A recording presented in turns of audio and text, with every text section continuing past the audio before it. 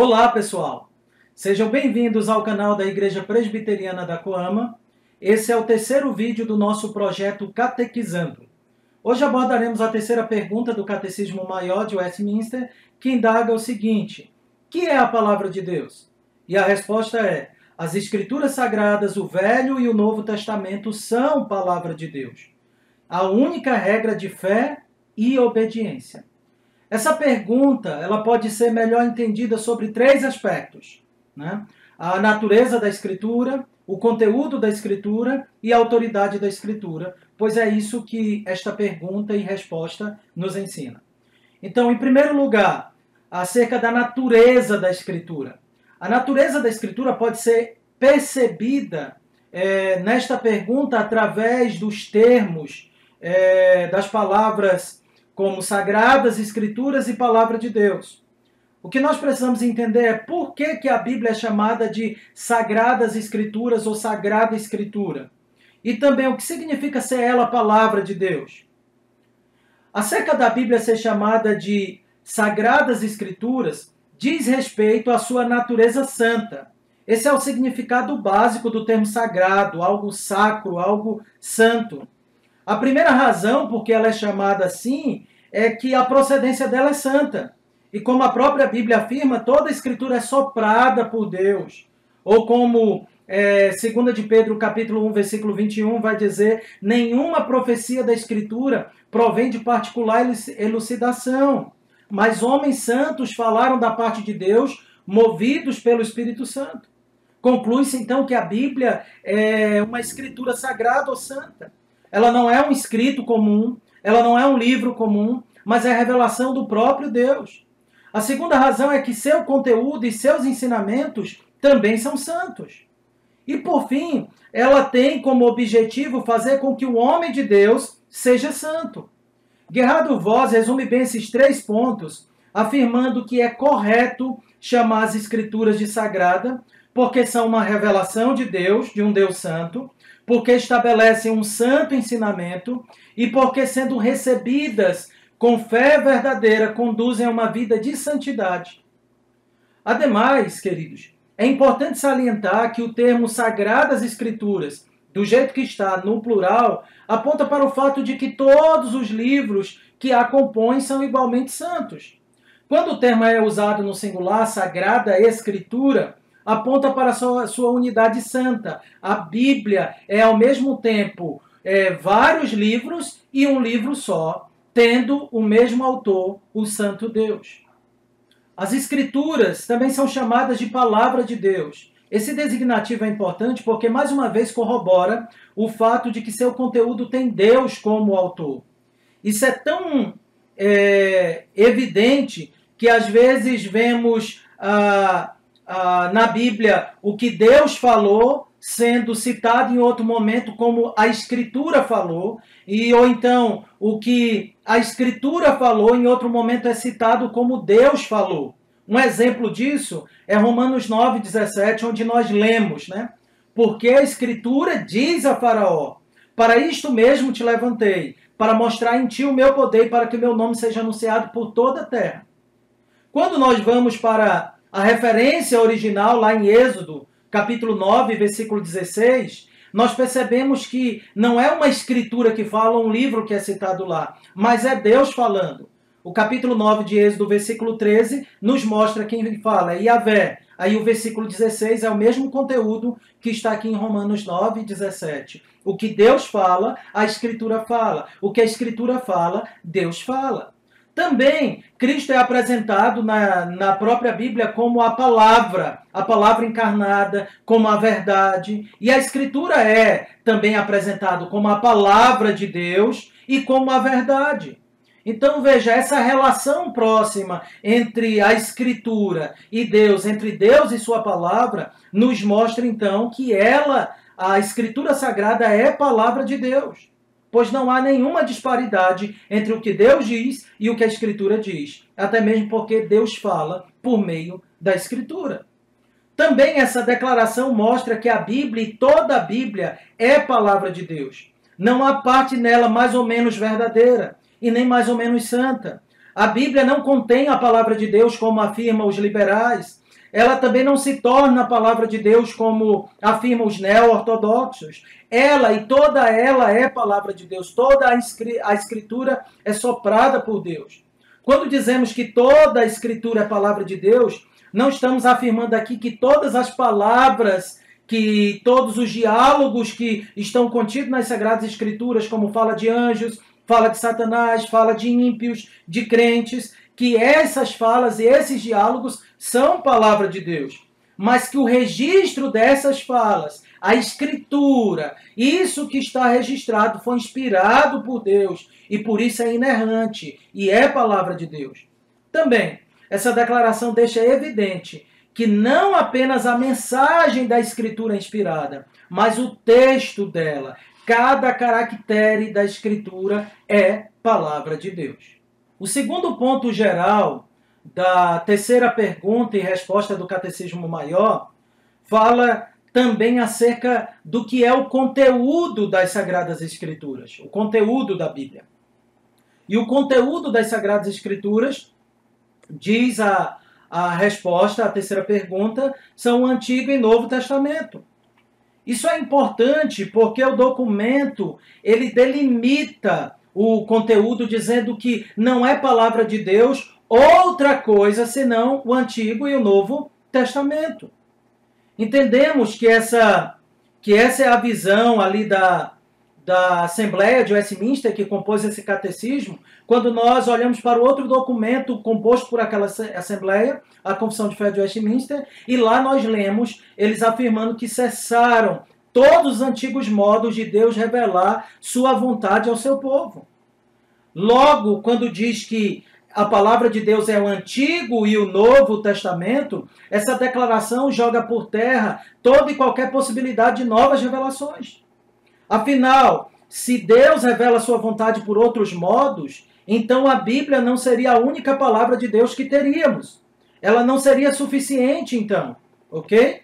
Mas a própria Escritura declara a sua suficiência ao lembrar que ela é perfeita e é ela que tornará o homem perfeito e perfeitamente habilitado para toda boa obra.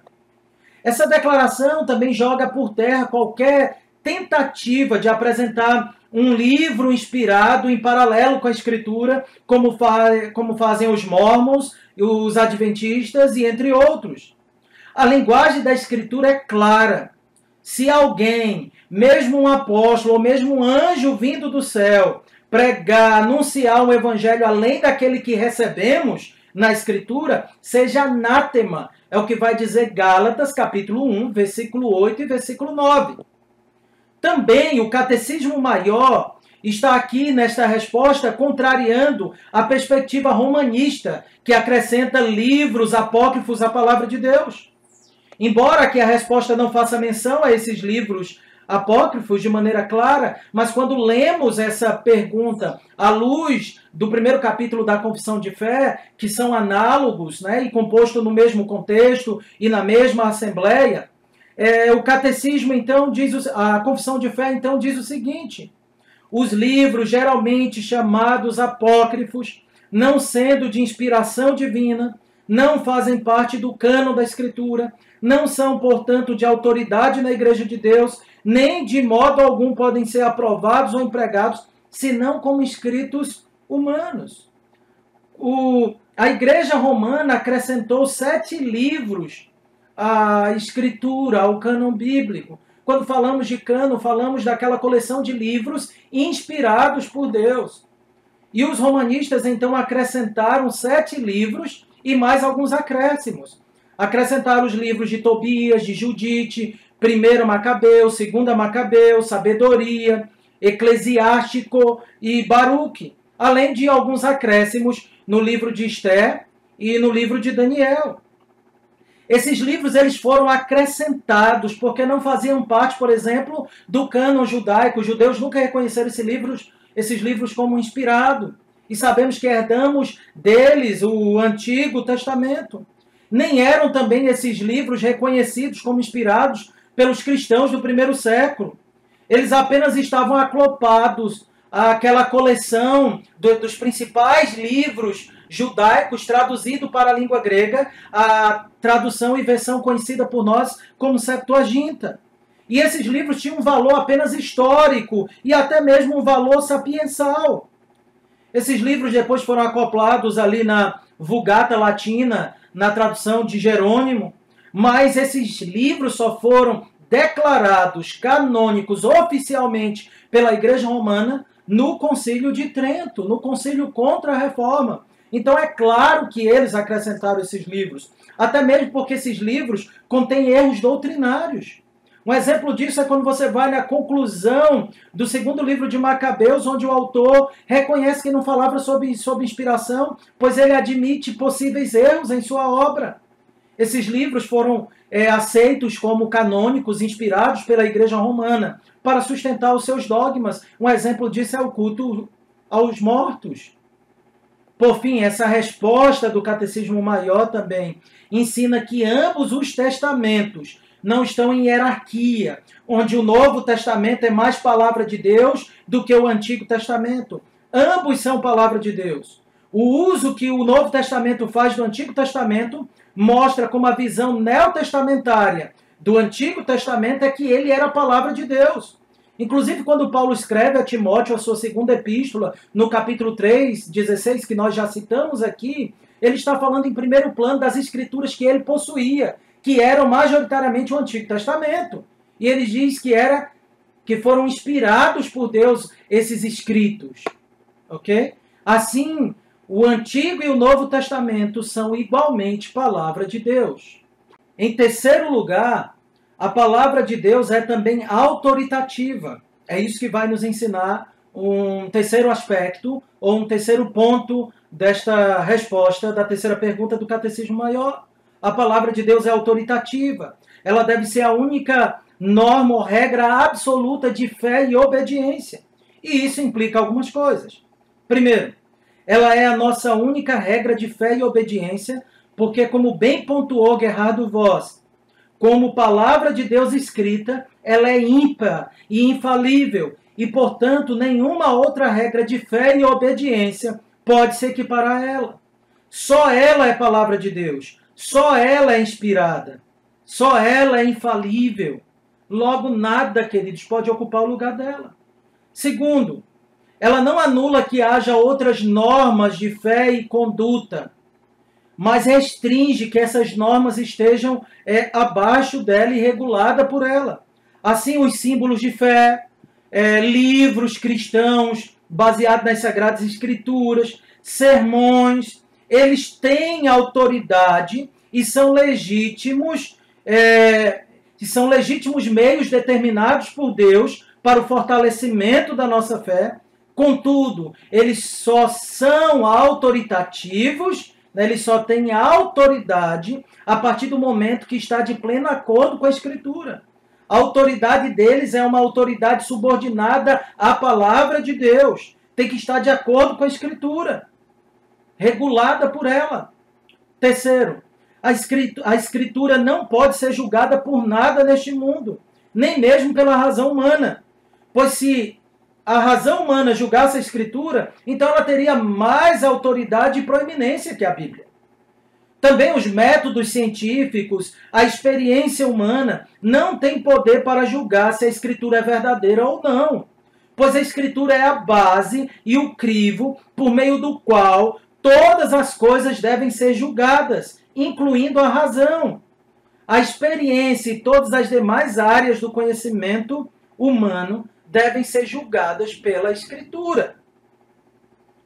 Nesse sentido, queridos, a Confissão de Fé de Westminster é bem precisa quando afirma, no primeiro capítulo, no parágrafo 10, que o juiz supremo, pelo qual todas as controvérsias religiosas têm de ser determinadas e por quem serão examinados todos os decretos de concílios, todas as opiniões dos antigos escritores, todas as doutrinas de homens e opiniões particulares, o juiz supremo em cuja sentença nos devemos firmar não pode ser outro, senão o Espírito Santo falando na Escritura. Por fim, eu concluo dizendo que o Catecismo afirma que a Escritura é a única regra de fé e obediência. E isso implica que tudo que o homem deve crer, deve acreditar, e tudo que ele deve fazer tem que ser regulado pela Sagrada Escritura. Tudo que nós precisamos crer para a salvação está nela. Mas não apenas isso. Todo o conhecimento deve ser avaliado e estruturado em cima dos princípios da Escritura. Da mesma maneira, a minha conduta, a sua conduta deve ser regulada pela Escritura. Se lembra? O nosso Senhor Jesus Cristo disse que aquele que o ama guarda os seus mandamentos. É assim que o nosso amor é demonstrado, de acordo com João 14, versículo 21 a 23. O salmista diz que a lei do Senhor é perfeita e restaura a alma. Salmo 19, versículo 7. E o apóstolo Paulo afirma que tudo que o homem precisa para ser perfeito e perfeitamente habilitado se encontra nas Sagradas Escrituras, segundo Timóteo 3,17. Que tudo, queridos, em nossa vida possa de fato ser regulado, amparado e fundamentado na Escritura, pois ela é nossa regra de fé e prática. Assim, possamos nós repetir um dos 5 principais lemas da Reforma: sola Scriptura. Que Deus nos abençoe. Que a Escritura, ela que é suficiente, você possa entender que a suficiência dela, que a inerrância dela, que a autoridade dela e que a natureza dela deve fazer deste livro, que é palavra de Deus, que é a Escritura Santa, um meio de graça, onde você terá grande deleite, onde você se debruçará sobre ela. Que você possa, então, depois desse vídeo, apreciar ainda mais a Escritura Sagrada que encontra-se com você na sua casa.